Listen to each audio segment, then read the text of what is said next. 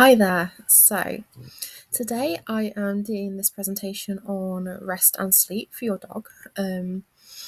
So, from wired to wonderful, based on the importance of sleep for your dog, no matter their age, their breed, their activity level. Sleep's really important and it often gets overlooked. So, we're just going to kind of storm through, go through the bullet points, and then obviously if you've got access to this, we're probably working together, so any specific questions about it that relate to your dog we can discuss either in person, via WhatsApp, and whatever works best for you. So let's get started.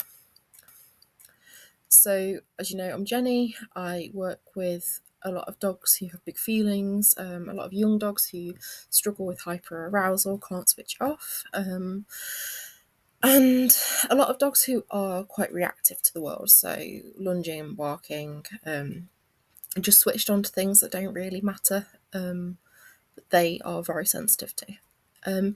So a couple of stories to get us started. Recently, well, a few months ago, we adopted a little rescue puppy. He was an absolute sweetheart, except when he was tired and a demon would come out. So he would go from playful, inquisitive, quite confident, to being very sound reactive, to noises outside the house. He would get quite aggressive with our other dog, Kai. So they'd be playing and he would get quite grumpy. He'd start pushing things a bit too much, growling, snarling, snapping.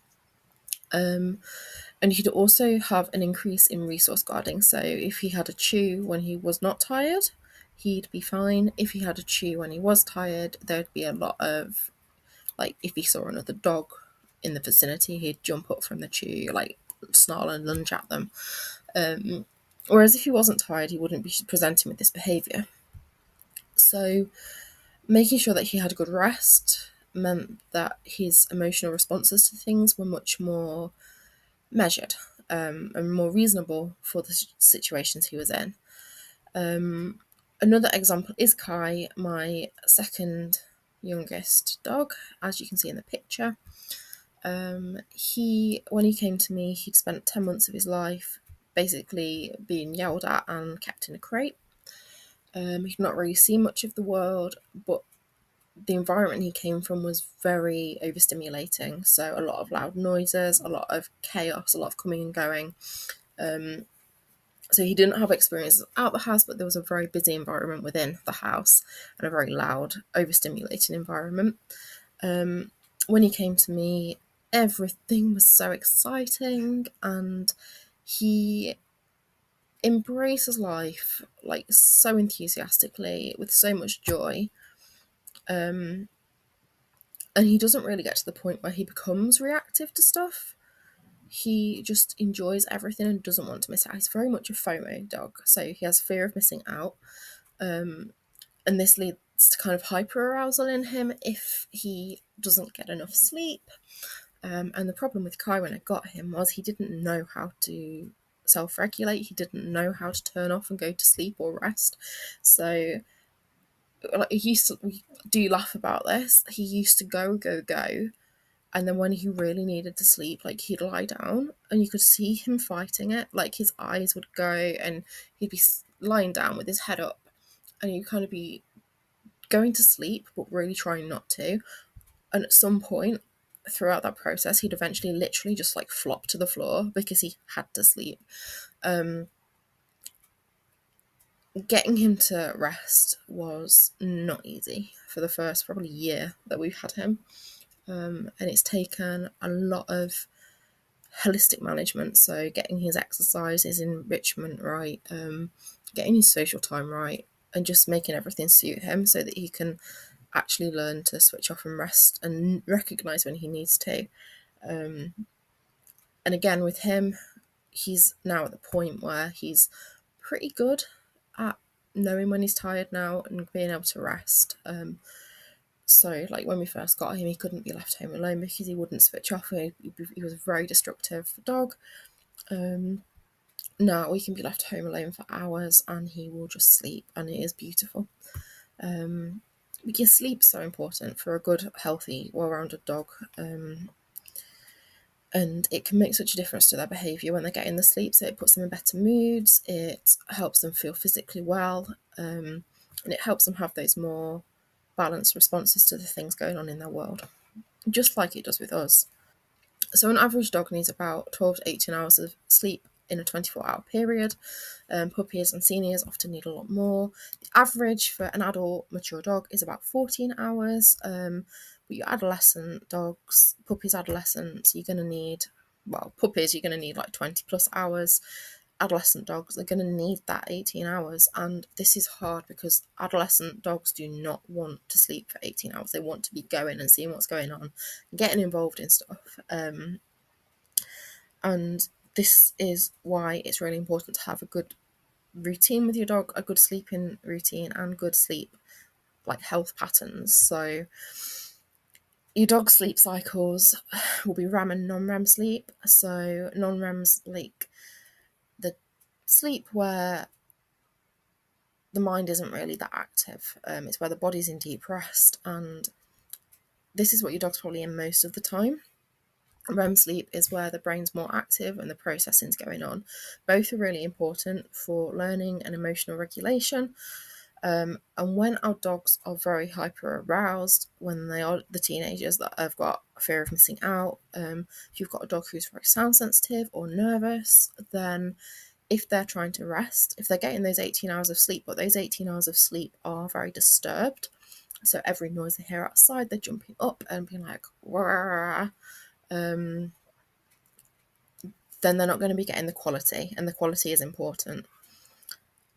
So they need to be able to, in those 12 to 18 hours, depending on your dog and their needs, they need to be getting quality sleep, not just sleep. Like, it has to be decent quality.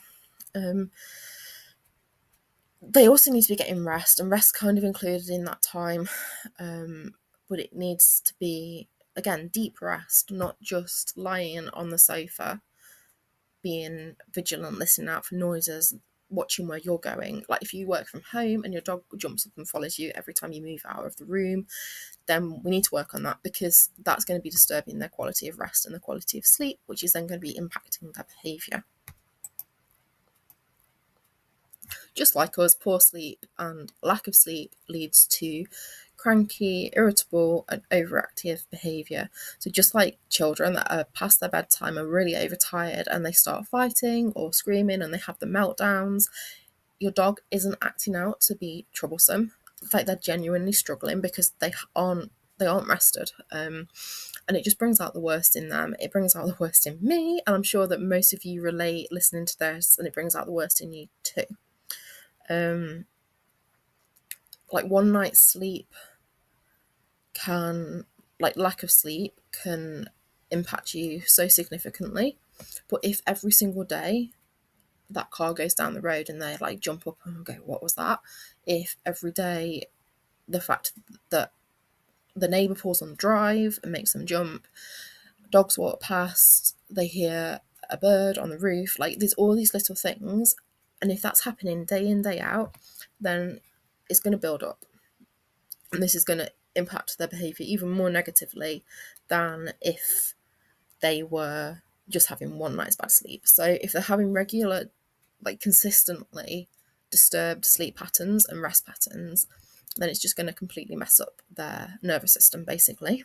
And often you will see increased barking, more reactive to their triggers, and even sometimes things that aren't even there. Like, they're just so on edge that they'll find something to yell at. And like, I relate to this so much, because if I haven't slept properly, I am so bad tempered, and I have to really watch myself. Dog doesn't have the ability to go, I know that I'm in a bad mood today and I'm going to watch myself. So they'll just like explode. They might struggle more to follow cues. Their training enthusiasm for training might just diminish, and they're more likely to be hypervigilant.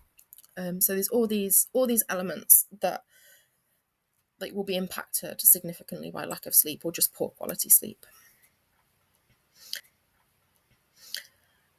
And again, most hyperactive dogs, most dogs that struggle to switch off are actually overtired or overstimulated. So often you'll find yourselves, and I've been in this position too, like find ourselves going, the dog has endless abundance of energy. Like what else can I do with them to tire them out? And the secret here is that you make them sleep. So often, like we try and do more and more and more, and this just adds to the problem. And actually, they need rest. They need structured rest. And obviously, if you've got a working breed who's home like all the time, it might not be the case. Maybe they do actually need an outlet. And looking at activity levels and breed specific kind of needs and traits, it's important. Like you can't just make your dog sleep and everything will be better. Like sleep's part of the whole picture, but it's an important part of the picture that often goes overlooked.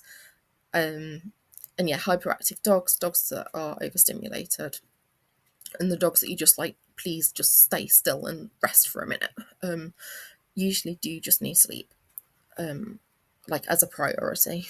So again, if you've worked with me, have heard me say that, oh, their brain's fallen out. And this is just when they are over threshold, when there's too much going on, they can't process anymore, and they're just kind of flailing around because they don't know what to do and they're not in a thinking space. And again, this relates so closely to, guess it, lack of sleep. As well as the sleep, hyperactive dogs can also have other unmet needs. They could have pain issues. So muscle and skeletal pain is a massive one that goes so overlooked in most dogs. Like, it is rare for me to work with a dog and not think at some point there's probably some discomfort or pain going on there.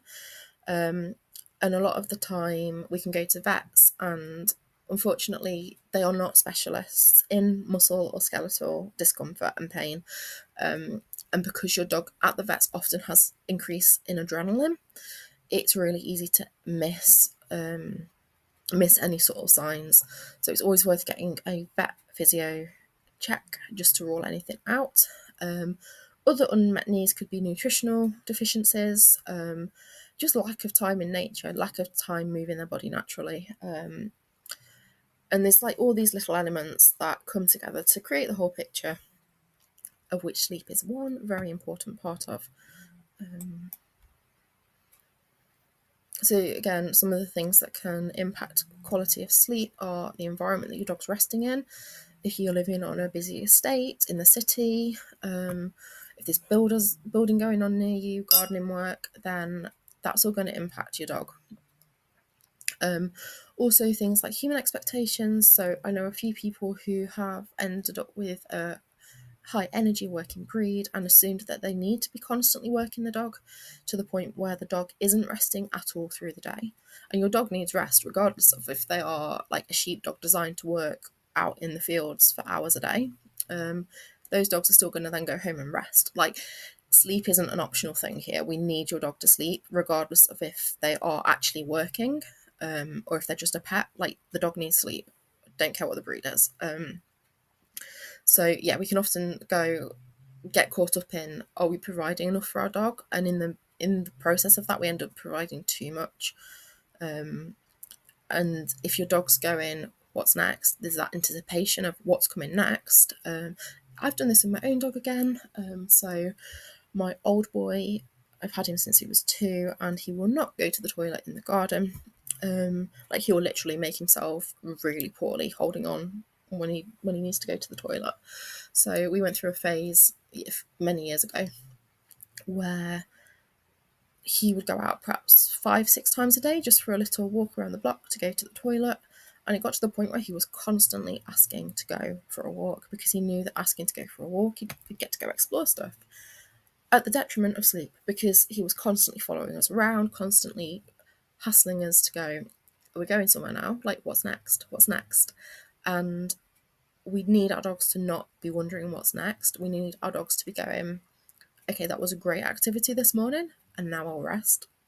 If they're fulfilled and they're not constantly waiting for the next thing, then rest's going to be a lot easier for them. Another thing is emotional safety. So if your dog is feeling anxious and insecure and they just can't relax, they're not going to sleep. So I don't know about anyone else, but I can often find myself going up to bed, and then the thoughts start ticking and the anxiety comes out, and I am not in a position to go to sleep. Like, even taking the thought process out of this, assuming that the dog is just doing the feeling, like they're just feeling all the anxiety, then that's not a great place to get quality sleep. If they cannot actually sleep, like maybe they can't, maybe they need to feel a lot more secure and safe before sleep's even an option for them. So exploring what it is that's stopping them getting that sleep. Is it just that they're young and they don't know how to regulate? Is it because something is disturbing them in the environment? Or is it because they just are feeling really insecure, unsafe? There's something going on that's just making them feel a bit and unable to settle. And again, another nod to medical or pain issues. If every time they lie down their hip hurts, then it's going to be hard for them to sleep. So all these considerations, and like we can think, oh, there's nothing going on in the environment, but actually maybe for us there isn't, but is there something that's just bugging your dog a bit? Their senses are a lot more heightened than ours, so it's always worth just like going through everything that could possibly be. It can be really tedious, but it's absolutely worth doing, going through everything that could like possibly be bothering your dog. Like a little one that I always come back to is, have you got a new air freshener? Because their sense of smell is great, but it works against them when they've got unnatural smells, and it can make them feel a bit yuck. So little things like that, like, is there a new washing detergent you've used that's made a sudden behavioural change? Because it's just bugging them. Like, I don't want to sleep in a bedroom that smells of sewage. They probably don't want to sleep in a room that smells like of chemicals and fake floral scents. So there's little things that can add up to make it hard for them. In terms of promoting good rest, we can look at creating safe spaces for them. So comfortable beds, and this has to be what they prefer to. So I have got some of the nicest, most wonderful orthopedic beds that my dogs hate. What they do love is really cheap donut beds, and they sleep really, really well in those. So what we think is good isn't always what they think is good and comfortable. If your dog is crate trained, again, make sure that crate is partially at least covered over in a space that isn't being disturbed, so like a quiet corner. And again, just like a bed in a quiet corner would be fantastic also, just somewhere they can take themselves and be undisturbed, and hopefully also have minimal environmental disturbance. So yes, they're in a quiet corner from the house, but are they going to get a lot of outside noises from that area? So the little things to explore with that. Also adding that predictable routine, so you want to be making sure that your dog isn't hanging on for the next thing constantly. We go out for our morning training, we come home, we sleep, and that's consistent. So your dog knows that there's not something else about to happen all the time. And just making things more predictable in that way should help them go, it will help them get better at self-regulating, basically. And another thing is, if your dog is really highly strung, like before you expect them to rest, do something like a decompression walk. So rather than going for a jog with your dog, you can do that first, but then help them, like almost co-regulation. So you're bringing that energy level down together, and you can help them like move into a calmer energy state. So you've done your run, you've done your training, you've done your playing. Can we now introduce some sniffing, some chilling out, some decompression? Can we sit and watch the world go by for a little bit before we go home? Can we scatter some treats on the garden as we get home, so that we're not just coming in from a highly stimulating walk, but then we're coming in from that walk and calming down before we're expecting our dogs to rest? They need the enrichment, they need the physical movement, they need the exercise, and they need that fulfillment of doing what they're bred for. But they also don't need to be overloaded.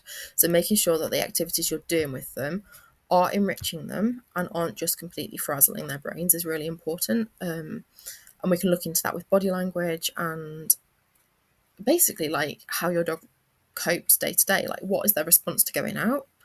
How are they when they're out? And how easily do they shut off when they get home? So many elements to this. And to be fair, like, what you do one day might be enriching. If you do the same thing another day, it might be overloading. So it depends on your dog, their coping mechanisms, and just their individual self, really. So in terms of rest, To start with, it can be really helpful to encourage short, frequent rest and breaks rather than expecting them to settle for hours. This also fits into kind of the sleeping pattern of dogs. They don't tend to like do a set 12-hour sleeping phase like humans. They can sleep for a long time, but they're more likely to kind of have a good sleep, get up, pot around, go back to sleep again. So yeah, don't like expectation management here. Expect them to shift around a little bit, but to start with, just encourage the short rest sessions rather than expecting them to immediately go into like long, deep sleep periods. Another thing you can do to help them settle is activities like providing lick mats. So the licking can release endorphins and oxytocin. So like even if you're on the sofa and they just want to like lick your hand or something, that's going to be really good for them from a dog's perspective for bonding with you and for helping them relax. In terms of getting them to settle in one place, again, you can give them activities like snuffling in grass or on a snuffle mat. So just sprinkling some kibble around, or a stuffed Kong, anything that's going to get them like lying there, using their mouth, just getting some of that tension out before they rest. And a note on bedtimes as well is that if you kind of help them, when I say help them, I'm assuming that we have dogs that can't self-regulate yet. We've got dogs who are really struggling to go, I need to sleep, so I'm gonna. We've got dogs who are like just completely like their brains are not able to deal with calming themselves down. So we're doing it for them so that they get into the habit and pattern, and then their bodies will kind of catch up with this and it will become the norm. And this can be hard. Like it can take a while, but it's worth being consistent with because it does work and it does pay off. But yeah, if you've got like a dog at bedtime, bearing in mind that dogs are many breeds of dogs, not all, many breeds of dogs are most active dusk and dawn. Which is worth bearing in mind when you're thinking about your routines. But yeah, if you can reduce excitement before bedtime, so if your dog's been playing like at 8 p.m, then again, try and bring in those calmer activities for like 9 p.m. and then phase them into sleep time rather than just letting them go from crazy wrestling play, tug toys, chase to going, okay, let's go in the crate and sleep, because that's going to be so much harder for them. If you phase out, like if you lower the activity level gradually and help them, it's going to be really beneficial for them and you're going to get a better response from your dog when it is time for them to rest. So a little bit on an activity triangle. So if we break our dog's behaviour throughout the day into 3 main phases, like way more complex than this, but still for the purpose of rest. So our dogs have, at the highest point in the day, when they're most active, they're hunting, scavenging, seeking, playing, all these high energy, fast-paced activities. That's often naturally followed by dissection. So they've hunted their prey, then they dissect and consume it. If we're looking at natural dogs, wild dogs, this is the sort of process throughout the day that you'll see. So they'll be hunting, scavenging, catch their prey, dissect it, consume it, potter around for a bit, sleep and rest. So if you think about your dog's routine, then think about how you can fit this triangle into it and support your dog in the process. So if we've been out for a nice walk, we're looking at that being the hunting, scavenging energy level activity. So they've been fast paced, they've been exploring, playing probably, all the high energy stuff where the energy is getting out. They come home and then we can do some scatter feeding. So scatter some kibble in the grass for them. They get to go snuffle, eat, or if you've got a chew, a bone for them, they can like chew, especially if you've got like a bull breed or a dog that's very mouthy, anything that's going to get the hind molars. So that's going to help them relax. So you can go for things like the bones, but you could also go for like flatter chews, so like buffalo ears, where they can get it right to the back of the mouth and gnaw down on it. Well, that can help a lot of dogs. So we've been for our walk, we've come home, we've done scatter feeding. This is the time that we then move to the sleep and the rest. So this is where we can do, if your dog can't rest, we can do the forced rest. So we can do time in a specific room, we can tether, we can crate, But this is a time when we can encourage the rest. If we try and do the sleep and rest before they've had activity, or straight after activity, it's going to be a lot harder for your dog. So we've got this nice, neat little cycle that you can fall back on to help figure out what points in the day are going to be easiest for your dog to settle. If your dog does struggle to settle, then we can use specific rest areas for them. So again, if you're working from home, you could have your dog tethered to you on a nice comfortable bed, bowl of water. So this could be like, if you can, proper dog person commitment here, but if you like put a tether into the wall, or if you've just got a piece of furniture, a beam that you can attach a lead to, that's perfect. You can also have a crate in the same room as you. I say the same room. If your dog doesn't have any separation issues at all, no barrier issues, then you can have your crate in or tether in any room, although tethering should be supervised. But yeah, if you're at home with your dog, then there's absolutely no reason they have to be completely excluded, especially if there's separation issues. If there isn't separation issues, they can go in a crate in a different room where they're going to get no disturbance, and their rest will probably be a lot better. When you're doing this, if you're popping your dog in a crate, then make sure that you're watching out for signs of stress or distress.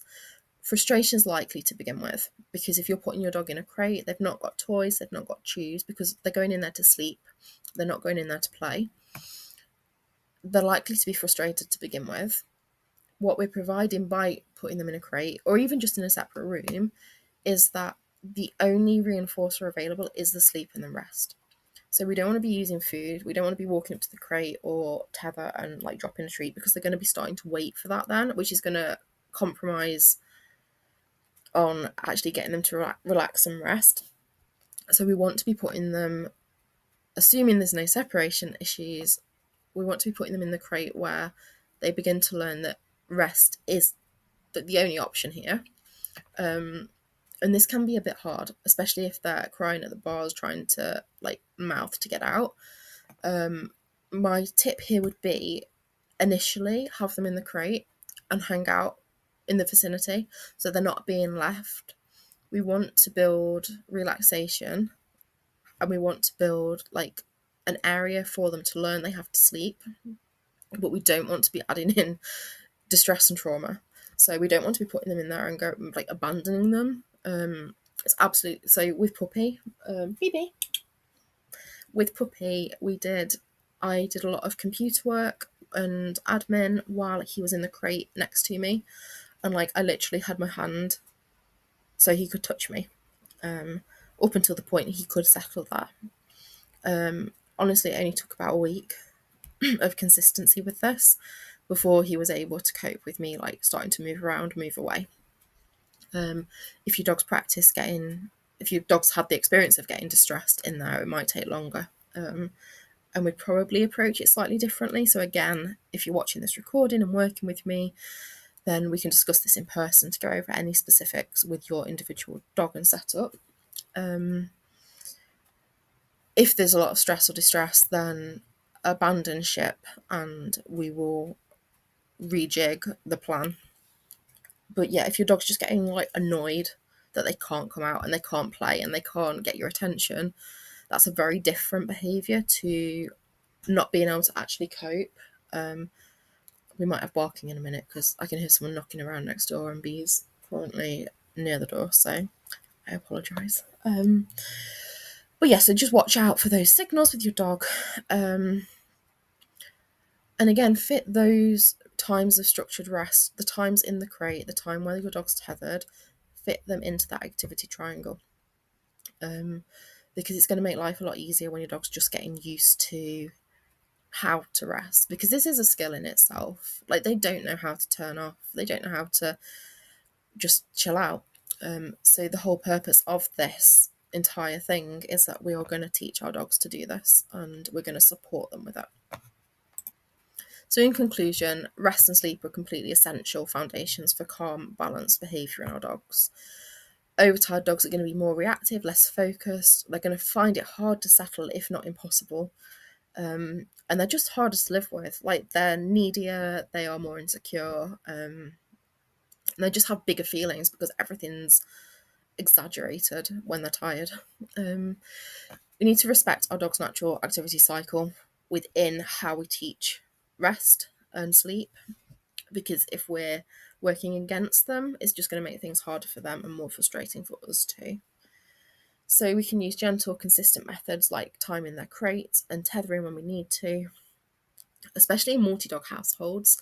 So if you kind of, at the moment, like for us, we sit down for dinner and that's like Otis the puppy, his time for a party. He just wants to be crazy.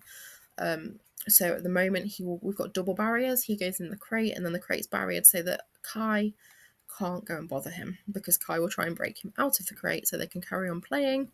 And it's absolute carnage. So yeah, you use those predictable spaces and routines. So every evening now they have their playtime, we do some chill out stuff, and then crate time and sleep. Yeah, small changes in rest can lead to massive improvements in your dog's behaviour and well-being, and you're going to get a lot more from your training and behaviour modification if sleep is prioritised.